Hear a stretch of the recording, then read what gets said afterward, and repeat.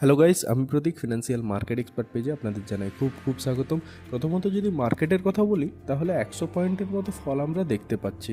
এটা কোনো বড় বিষয় না, কিন্তু হ্যাঁ, বুলদের আজকে একটুও সুযোগ দেওয়া হয়নি। দিনের শুরুটা মোটামুটি ঠিকঠাক ছিল, গ্যাপ আপ ওপেনিং হয়েছিল, কিন্তু ঠিক এর পরেই বিয়ার্সরা মানে সেলার্সরা মার্কেটকে প্রিভিয়াস ক্লোজের নিচে নামিয়ে দেয়, আর সেখান থেকেই শুরু হয় লাল নিশান। দিনের বাকি সময়টাতে একবারও মার্কেট গ্রিন জোনে ফিরতে পারেনি। বেলা 12টার দিকে সামান্য মনে হচ্ছিল যে কামব্যাক করতে পারে বা কামব্যাক করছে মার্কেট, কিন্তু না, পরে আবারও মার্কেট একের পর এক লোয়ার লো কাটতে কাটতে নিচে নেমে যায় এবং একই সিনারিও আমরা কয়েকদিন ধরেই লক্ষ্য করছি। বিশেষ করে এই ট্রাম্পের পলিসির ঝুলে থাকা তলোয়ার মার্কেটের ওপর একটা মানসিক চাপ তৈরি করছে। তাই দেখা যাচ্ছে যে অনেকেই নিজের পজিশন ধরে রাখতে চাইছেন না। কে জানে রাতারাতি ট্রাম্প আবার কি বোমা ফাটিয়ে দেবেন তা ভেবে। এখন চলুন কোম্পানিগুলোর দিকে এগিয়ে যাই। প্রথমে এইচডিএফসি এএমসি কোম্পানির রেভিনিউ প্রায় 25% বেড়েছে, আর নেট প্রফিটও 24 থেকে 25% বৃদ্ধি পেয়েছে। রেভিনিউ 968 কোটি, গতবারে ছিল 775 কোটি এবং এক্সপেকটেশন ছিল 943 কোটি, অর্থাৎ এক্সপেকটেশনকেও বিট করে গেছে। এইচডিএফসি এএমসি অনেক সময় ধরেই স্লো পারফর্মার ছিল, কিন্তু ফাইনালি অল টাইম হাই করে ফেলেছে। এএমসি সেক্টরে কম্পিটিশন অনেক বেড়েছে, তবু এই কোম্পানি তার প্রমাণ রাখছে।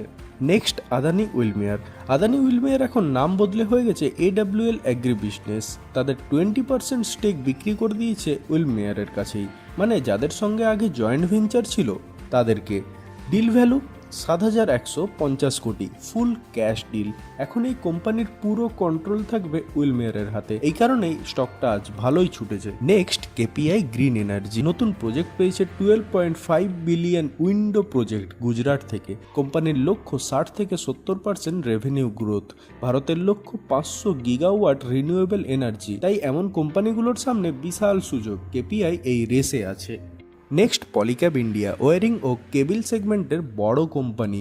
রেভিনিউ 26% বৃদ্ধি, এবিটা 46% বৃদ্ধি, নেট প্রফিট 50% গ্রোথ, 592 কোটি। এরপর আসি উইপ্রোতে।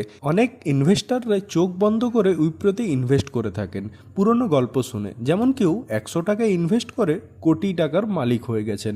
কিন্তু আজকের দিনে উইপ্রো এক বিশাল হাতি, এক্সপেকটেশন যে সে বাঘের মতো দৌড়াবে সেটা অসম্ভব। রেভিনিউ মোটামুটি flat, 1% up, NEET profit 11% yearly growth, dividend 5, আগে ছিল 1। এরপরে আসি ওয়ারে রিনিউয়েবল এনার্জি।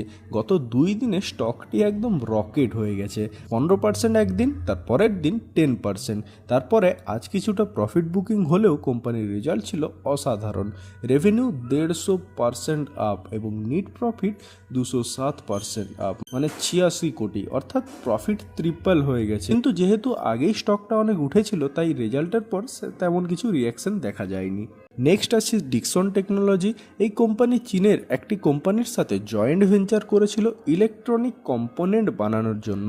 70% কন্ট্রোল ডিক্সনের হাতেই, কিন্তু চীনের কোম্পানি থাকায় সরকার এখন স্কুটনি করছে, মানে তদন্ত নয়, কিন্তু এক ধরনের যাচাই বাছাই চলছে। কারণ চীন যেখানে থাকে ভারত সরকার নিশ্চয়ই সতর্ক থাকবে, তাই স্টকটি এখন আলোচনায়। এরপরে আসি পতঞ্জলি ফুড। আজকের দিনে তাদের জীবনের প্রথম বোনাস ঘোষণা করেছে। বোনাস রেশিও 2:1, এক শেয়ারে 2 শেয়ার ফ্রি, মানে আপনার 1 শেয়ার থাকলে আপনার অ্যাকাউন্টে 3টে শেয়ার থাকবে। বোনাস শেয়ার আপনার ডিমেট অ্যাকাউন্টে 2 মাসের মধ্যে আসবে। Deadline 16 September. এই ছিল আজকের সমস্ত পয়েন্ট। ভিডিওটি ভালো লেগে থাকলে আপনাদের লাইক, শেয়ার, সাবস্ক্রাইবের জন্য অসংখ্য ধন্যবাদ। সবাই ভালো থাকবেন, সুস্থ থাকবেন। জয় হিন্দ, জয় ভারত।